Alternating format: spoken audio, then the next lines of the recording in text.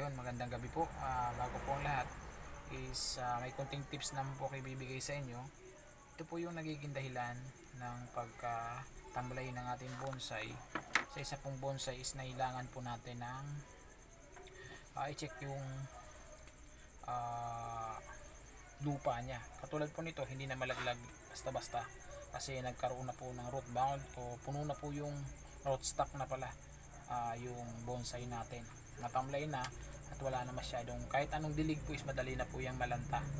Yan po yung nagiging dahilan, hindi na basta-basta matatanggal yan kasi puno na po. Katulad po ng ganito, magsigla siya dahil bago po natin palit, mga 1 week po ito.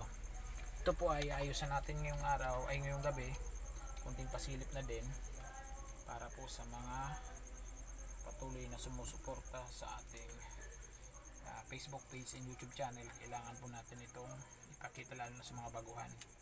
Yan. Ito po ay inaayos natin para hindi po agaw ng bitamina yung mga parting ito, kasi hindi naman po ito kailangan na, kasi dito po tayo nagpapalago, hindi po dito sa baba. Itong mga damong ito, ang iba po ay nilalagyan po ng tela para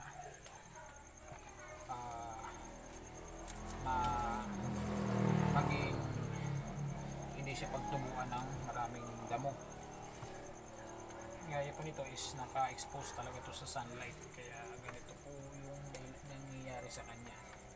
Ito po pala ay isa pong halaman na Sirisa putida. Yan, medyo gabi na kasi ay hindi natin makita. Yan po, yan po yung ugat niya, punong-puno na po siya. Yan, kung kitang-kita niyo po, talagang solid na puno na. Kaya puputulin natin ito, papalitan natin ng lupa. Kaya konting tips lang po ito. Patuloy po ako nagpapasalamat sa patuloy na suportan nyo, and magandang gabi po. God bless and peace.